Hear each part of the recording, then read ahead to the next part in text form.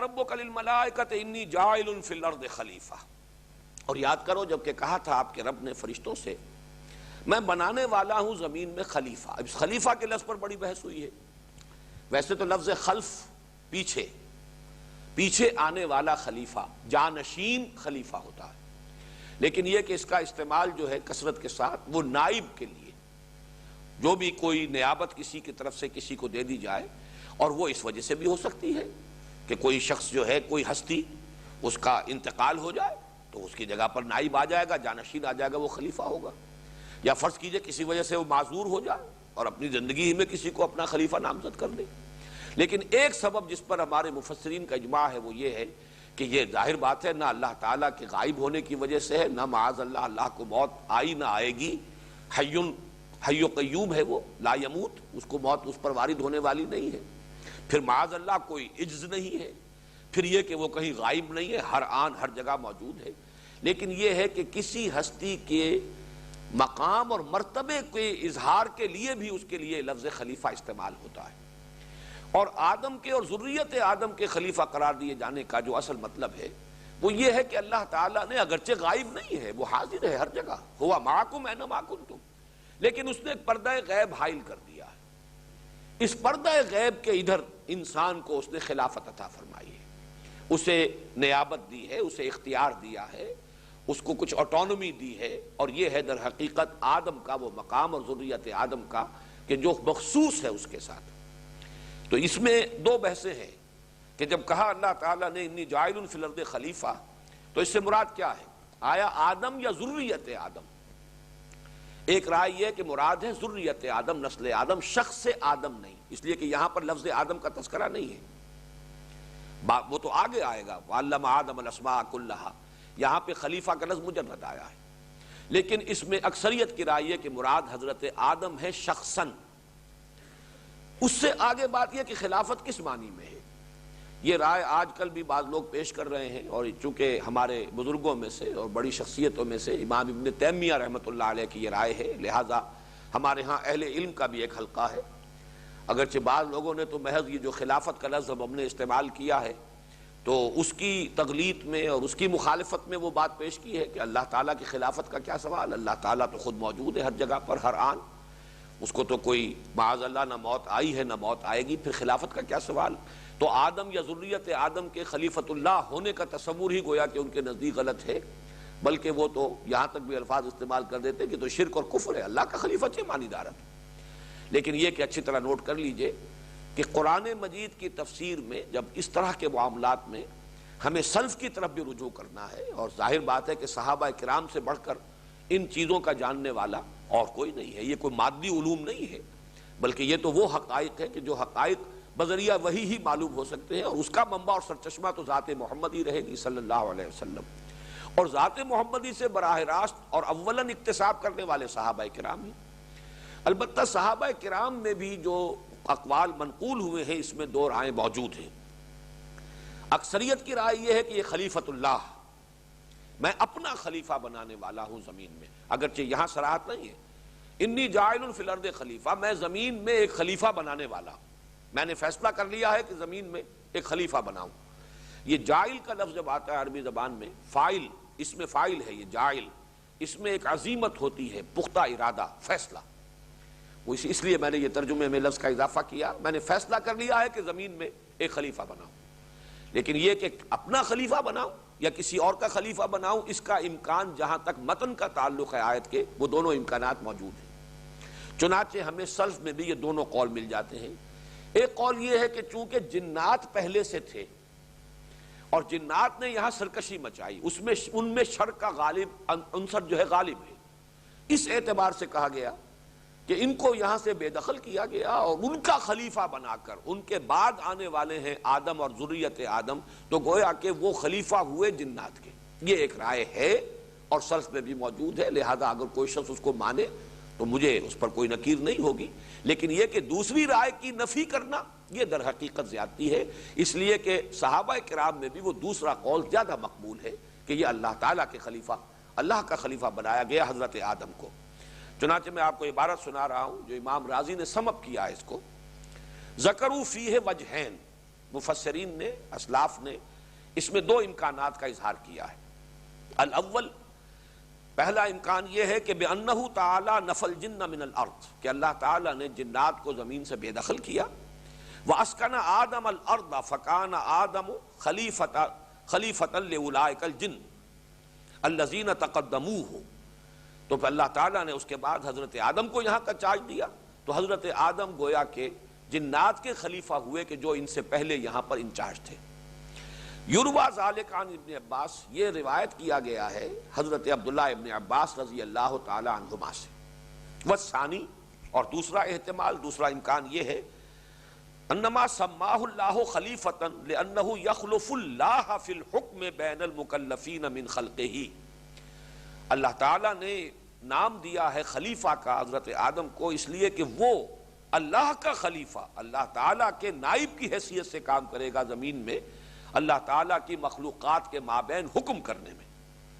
وَهُوَ الْمَرْوِي مِنْ ابن عباس و ابن مسعود، اور یہ دوسرا قول جو ہے ابن عباس سے بھی مروی ہے اور ابن مسعود سے بھی، عبداللہ ابن مسعود سے بھی، یعنی حضرت عبداللہ ابن عباس سے دونوں قول مروی ہو گئے۔ اس میں ذہن میں رکھیے کہ یہ جو اقوال جو اس طریقے سے منسوب ہو جاتے ہیں، ہو سکتا ہے انہوں نے کوئی رائے اپنی بدلی ہو، پہلے کوئی رائے ہو اور ان کے کسی شاگرد کے علم میں وہ ایک رائے موجود ہو، وہی انہوں نے آگے منتقل کر دی ہے، جبکہ انہوں نے بعد میں اپنی کوئی رائے تبدیل کر لی ہو، جو کسی دوسرے شاگرد کے علم میں ہو اس نے وہ رائے جو ہے آگے منتقل کر دی ہو۔ تو اس اعتبار سے اس کے اندر کوئی یعنی تشویش کی ضرورت نہیں ہے کہ ایک ہی شخص کی طرف دو قول کیسے منسوب ہو گئے، یہ اس کا امکان جو ہے وہ عقلاً موجود ہے۔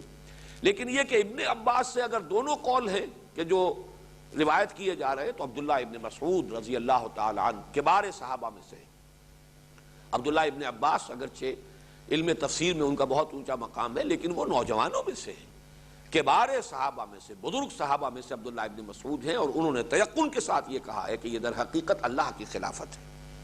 وَهَذَا الرَّأْيُ مُتَأَكَّدٌ بِقَوْلِهِ اِنَّا جَعَلْنَاكَ خَلِيفَةً فِي الْأَرْضِ فَاحْكُم بَيْنَ النَّاسِ بِالْحَقِّ، یہ امام راضی اب کہہ رہے ہیں کہ یہ رائے جو ہے دوسری مؤخر الذکر، یہ مؤکد ہے، یہ بہت مضبوط ہو جاتی ہے اللہ تعالیٰ کے اس قول کی روح سے جو حضرت داؤد سے خطاب کر کے اللہ تعالیٰ نے فرمایا کہ یا داؤد انا جعلناک خلیفۃ فی الارض فاحکم بین الناس بالحق، اے داؤد ہم نے تمہیں زمین میں خلافت عطا کی ہے تو لوگوں کے مابین حق کے ساتھ فیصلہ کرو۔ تو گویا کہ وہ خلیفۃ اللہ کہ جو حکم کرے، فیصلہ کرے، اصل میں تو حکم ہے اللہ کا اختیار، ان الحکم الا للہ، لیکن نائب کی حیثیت سے اللہ تعالیٰ نے یہ اختیار آدم اور ان کی ذریت کو دیا ہے، اسی لیے وہ خلیفۃ اللہ فی الارض۔ یہ ہمارے ہاں مفسرین میں سے ابن جریر اور معالم اور بحر اور بیضاوی، یہ تمام بڑی بڑی جو التفاسیر ہیں ان سب کے اندر یہ رائے موجود ہے۔ جیسا کہ میں نے عرض کیا ہے، اس میں ہمارے بزرگوں میں سے، ائمہ میں سے جو بڑے ہیں ان میں سے امام ابن تیمیہ ہیں کہ جنہوں نے اس سے اختلاف کیا ہے، لیکن بہرحال ان کے اور بھی بہت سے معاملات میں آراء شاذ ہیں، تو شاذ رائے ہر ذہین آدمی کی، ہر جینیس آدمی کی کوئی نہ کوئی بات ایسی ہوتی ہے کہ جس میں وہ دوسروں کے ساتھ موافقت نہیں کر سکتا، لیکن یہ کہ جس چیز پر کہ اجماع ہو، جس پر کہ اکثر نے اتفاق کر لیا ہو، اصل وہی شے ہے کہ جس کو قبول کیا جانا چاہیے۔ باقی یہ کہ قرآن مجید میں، اب میں پھر عرض کروں گا کہ مکی قرآن میں 4 ایسے اسلوب اختیار کیے گئے ہیں کہ جن کو اگر سامنے رکھا جائے تو یہ خلافت واقعتاً اللہ کی خلافت کے سوا کوئی اور خلافت نہیں بن سکتی۔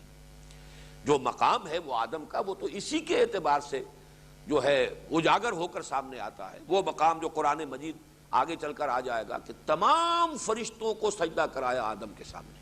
اب ذرا نوٹ تو کیجیے، اصل مسجود تو اللہ ہے، سب کا مسجود اللہ ہے، باقی اس کے بعد آدم ہے کہ جن کے سامنے تمام فرشتوں کو، اور 2 جگہ پر قرآن مجید میں یہ الفاظ آئے ہیں، سورہ صاد میں بھی، سورہ حجر میں بھی، فسجد الملائکۃ کلھم اجمعون، اس قدر تاکید ہے، سجدہ کیا سب کے سب، الملائکۃ، اس میں بھی جو ہے لام جو ہے حصر کا ہے، تمام فرشتے، کلھم، ان میں سے سب کے سب، اجمعون، وہ سب کے سب جمع ہو کر یک بارگی ایک جماعت کی صورت میں انہوں نے سجدہ کیا آدم کو۔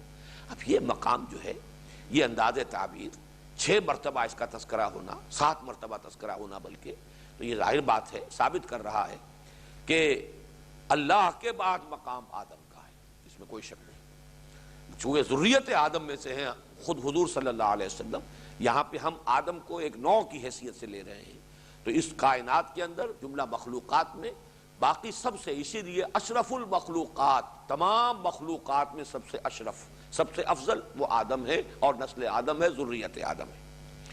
اسی طرح فرمایا گیا خلقتہ بیدی، میں نے اس آدم کو بنایا اپنے دونوں ہاتھوں سے، اور اس کی تعبیر اس کے سوا کوئی نہیں ہو سکتی، ورنہ اللہ تعالیٰ کے ایسے کوئی دو ہاتھ نہیں ہے۔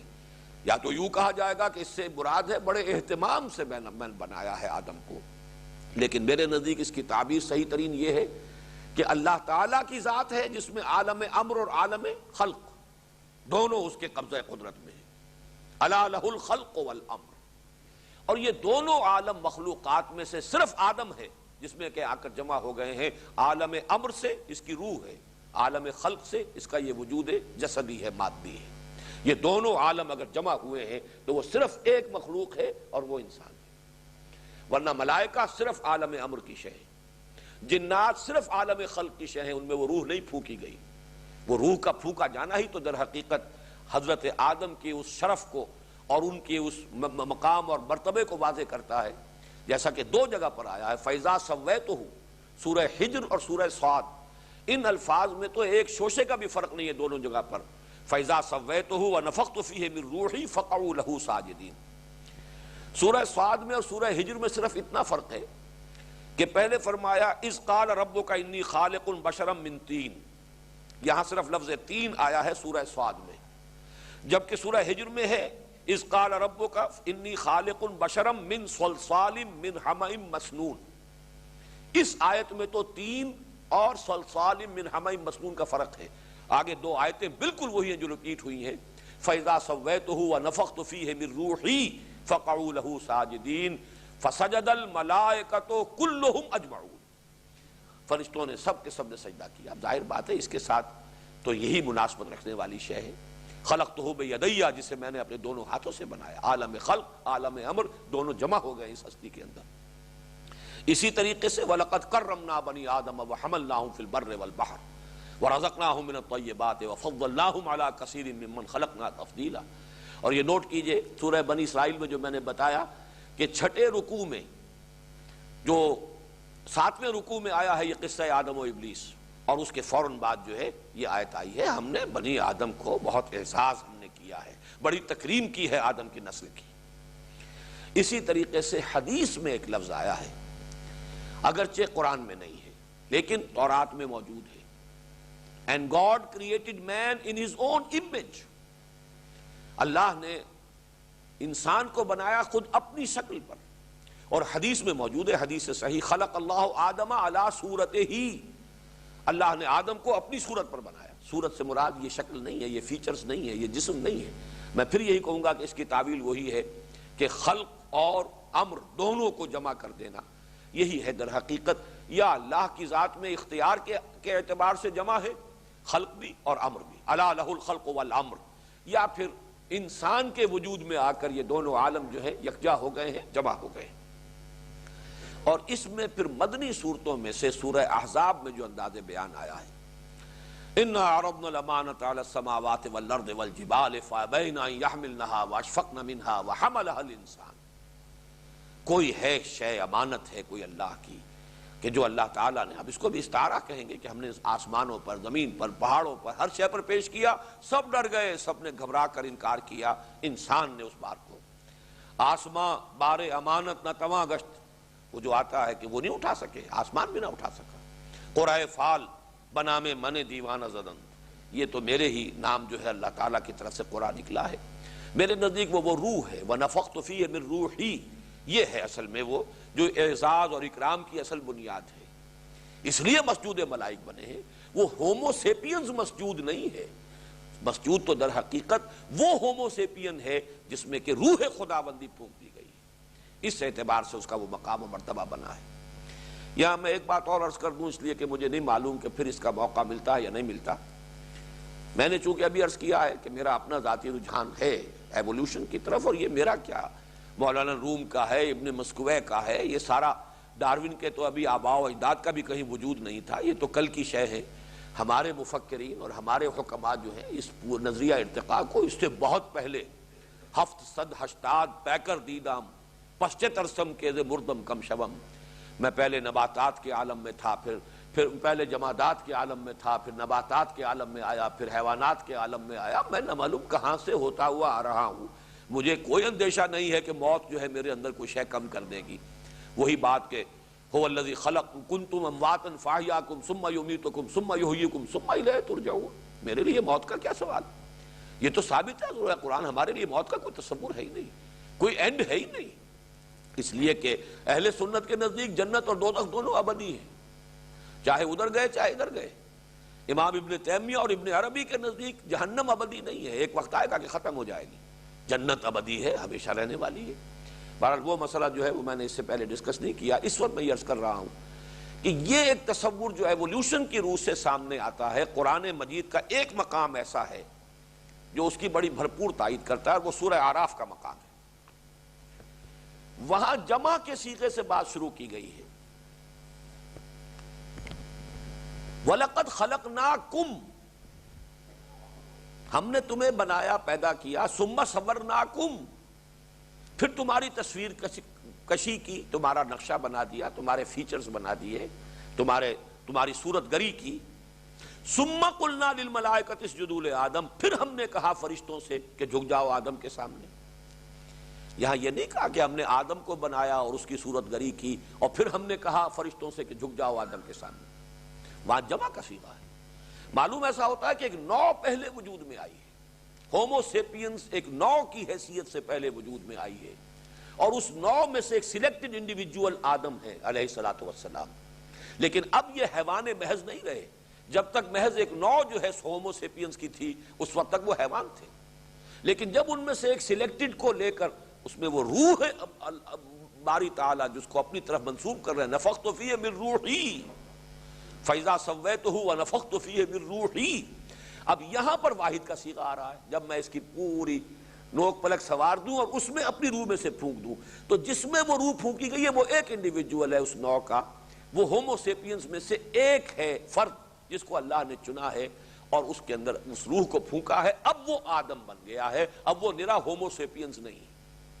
اور یہ بالکل ممکن ہے کہ جیسے ہماری بڑی بڑی سپیشیز جو ہیں بالکل معدوم ہو گئی، ڈینوسارز وغیرہ جن کے اتنے بڑے بڑے مجسمے نکلتے ہیں، لیکن یہ کہ اب ان کا کہیں وجود نہیں ہے، وہ بقیہ نو پوری کی پوری ختم ہو گئی ہو. صرف اس کے بعد آدم جو ایک انڈیویجول تھے، اس ایوالڈ سپیشیز کے ایک انڈیویجول جن کو اللہ نے چنا اور جس میں پھر روح پھونکی ہے، نسل آدم اب باقی ساری بھی ہے جو دنیا کے اندر موجود ہے، وہ اسی ایک فرد کی نسل ہے. اس میں قطعاً کوئی شے مستبد نہیں، نہ سائنٹیفک اعتبار سے نہ قرآن کے اعتبار سے. قرآن مجید میں اس کے شواہد جو ہیں موجود ہیں، اس لفظ میں بھی موجود ہیں. ان اللہ اصطفیٰ آدم و نوحا و آل ابراہیم و آل عمران علی العالمین. آدم کو بھی چنا ہے اللہ نے. چنا جاتا ہے کسی مجموعے کے اندر سے. کسی کوئی مجموعہ ہے آپ چن لیتے ہیں. جیسے میں کہا کرتا ہوں استفاء اور اجتباء کا فرق جو ہے کہ کوئی گلاب کا پودا ہے، اس میں 10 پھول لگے ہوئے ہیں، کسی کا دستے ہنائی اس میں سے ایک پھول کو چن لیتا، یہ چننا ہے. باقی 10 بھی پھول گلابی کے تھے لیکن ایک چن لیا ہے، یہ اس کی قسمت ہے جس کو چن لیا ہے کسی کے دستے ہنائی نے. تو یہ ہے استفاء، پسند کر لینا، چن لینا. تو یہ در حقیقت استفاء کا لفظ جو ہے حضرت آدم پر بھی اس کا اطلاق ہوا ہے.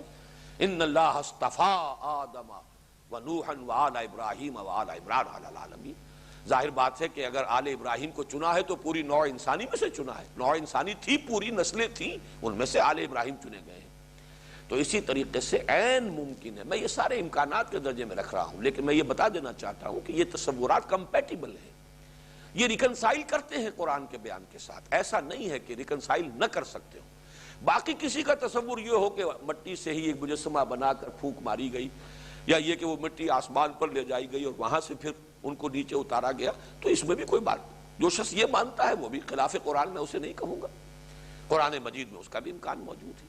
اور یہی در حقیقت قرآن مجید کے اعجاز کا بہت اہم پہلو ہے. ایک عام آدمی کی ذہنی سطح پر بھی اصل بات تو یہ بتانی اللہ نے بنایا، خالق وہ ہے. یہ بات ہے جو سمجھانی ہے ہر ایک کو. ایک خالق ہے، اس نے تمہیں بنایا ہے، وہ تمہارا مالک ہے اور تمہیں اس کے پاس واپس بھی جانا ہے. انا للہ و انا الیہ راجعون.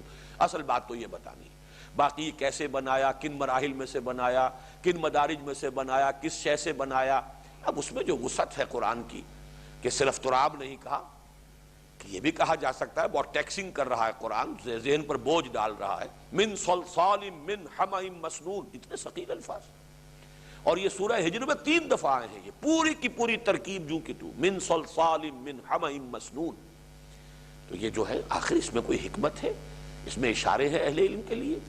اسی میں وہ بات چیز مضمر ہے کہ جب تمہارا علم بڑھے گا، جب تم سمجھو گے ان چیزوں کو، تب تم پر یہ حقیقت اور مبرہن ہو جائے گی. سنوریہم آیاتنا فی الآفاق وفی انفسہم حتی یتبین لہم انہ الحق.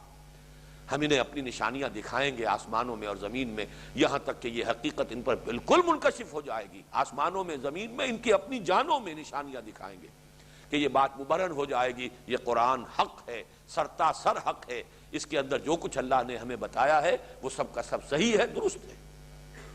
تو یہ اس اعتبار سے یہ جو آج تو ہم صرف ایک ہی آیت تک رہ گئے، اس لیے کہ اس میں بہرحال یہ تمہیدی مضامین ہو گئے. وَإِذْ قَالَ رَبُّكَ لِلْمَلَائِكَةِ إِنِّي جَاعِلٌ فِي الْأَرْضِ خلیفہ. اور یاد کرو جب کہ کہا تھا آپ کے رب نے فرشتوں سے، میں بنانے والا ہوں، میں فیصلہ کر چکا ہوں زمین میں ایک نائب یا ایک خلیفہ بنانے کا. قَالُوا أَتَجْعَلُ فِيهَا مَن يُفْسِدُ فِيهَا وَيَسْفِكُ الدِّمَاءَ. انہوں نے کہا کہ پروردگار کیا تو اس میں بنائے گا اس کو جو اس میں فساد مچائے گا اور خون ریزی کرے گا. وَنَحْنُ نُسَبِّحُ بِحَمْدِكَ وَنُقَدِّسُ لَكَ. جبکہ ہم آپ کی تسبیح میں لگے ہوئے ہیں، آپ کی حمد کے ساتھ، اور تقدیس کر رہے ہیں آپ کی. قال انی اعلم ما لا تعلمون. اللہ نے فرمایا میں جانتا ہوں جو تم نہیں جانتے. اب اس میں ایک سوال تو یہ پیدا ہوتا ہے کہ فرشتوں کو کیسے یہ معلوم ہوا کہ آدم یا اس کی ذریت جو ہے زمین کے اندر فساد کرے گی. جس کا سیدھا سا جواب بالکل تشفی بخش وہ یہ ہے کہ خلیفہ کے لفظ میں یہ شے مضمر ہے کہ اسے آٹونومی دی جائے گی. آٹونومی ہوگی، جہاں اختیار ہے اس کے غلط ہونے کا اور غلط استعمال ہونے کا امکان موجود ہے. جہاں اختیار نہیں ہے، فرشتے جو ہیں وہ تو جو حکم ہے وہی کرتے ہیں، کوئی اختیار نہیں. They have no choice. اہل سنت کا مجمع علیہ عقیدہ یہی ہے، لہذا کوئی فساد کا سوال نہیں. لیکن جہاں آٹونومی ہوگی، جہاں چوائس ہوگا، جہاں اختیار ہوگا، جہاں اس کے صحیح استعمال ہونے کا امکان ہے وہاں غلط استعمال ہونے کا بھی امکان ہے. Authority tends to corrupt and absolute authority corrupts absolutely. تو یہاں بہرحال ایبسولوٹ اتھارٹی کا تصور تو نہیں تھا، پھر بھی اتھارٹی تو ہے نا کچھ. اور انہوں نے خوریزی بھی کی اور فساد بھی مچایا. تو انہی پر قیاس کرتے ہوئے فرشتوں نے کہا کہ یہ اگر اس کو خلافت دی جائے گی اور اسے وہ اختیار دیا جائے گا، وہ آٹونومی ہوگی، تو یہ فساد بھی زمین میں بچائے گا اور خوریزی کرے گا. وَنَحْنُ نُسَبِّحُ بِحَمْدِكَ وَنُقَدِّسُ لَكَ. واو یہاں پر واو حالیہ ہے، در حالے کے ہمیں کوئی ضرورت محسوس نہیں ہو رہی پروردگار ہمیں یہ بتایا جائے کہ آخر ضرورت کیا ہے کسی کو خلیفہ بنانے کی، جبکہ حال یہ ہے درا حالے کے ہم آپ کی تسبیح میں لگے ہوئے حمد کے ساتھ اور آپ کی تقدیس کر رہے ہیں. یہ دو الفاظ یہاں جمع ہو کر آئے، تسبیح اور تقدیس، ان کو سمجھ لیجئے.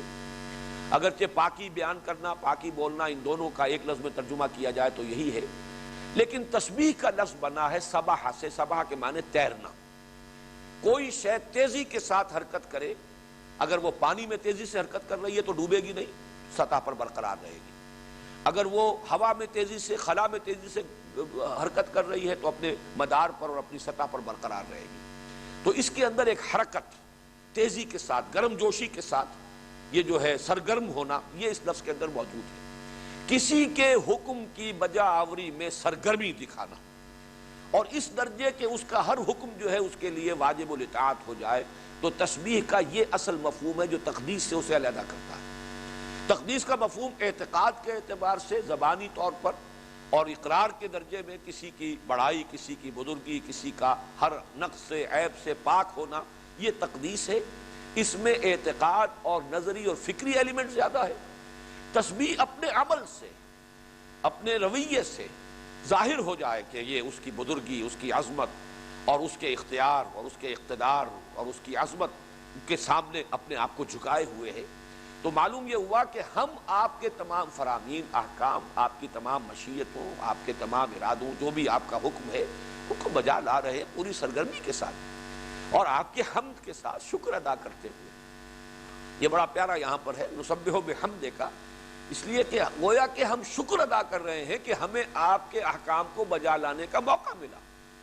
منت منہ کی خدمت سلطان ہمی کنی، منت شناس ازو کہ بخدمت بداشتت، ہم تو آپ کا شکر ادا کرتے ہوئے، آپ کا احسان مانتے ہوئے، آپ کی حمد کے ترانے الاپتے ہوئے، آپ کے احکام کی بجاوری میں پوری طرح سرگرم ہیں، اور جو بھی آپ کی تسبیح و تقدیس ہے اس کا حق ادا کر رہے ہیں، تو کوئی ضرورت کا احساس نہیں ہو رہا کہ جس کی وجہ سے خلافت دی جا رہی ہو اور کسی کو خلیفہ مقرر اور معین کیا جائے۔ فرمایا انی اعلم ما لا تعلمون، میں جانتا ہوں جو تم نہیں جانتے۔ اب اس کی مزید شرح جو ہے وہ آگے ہوگی انشاءاللہ کل۔ بارک اللہ لی ولکم فی القرآن العظیم ونفعنی وإیاکم بالآیات والذکر الحکیم۔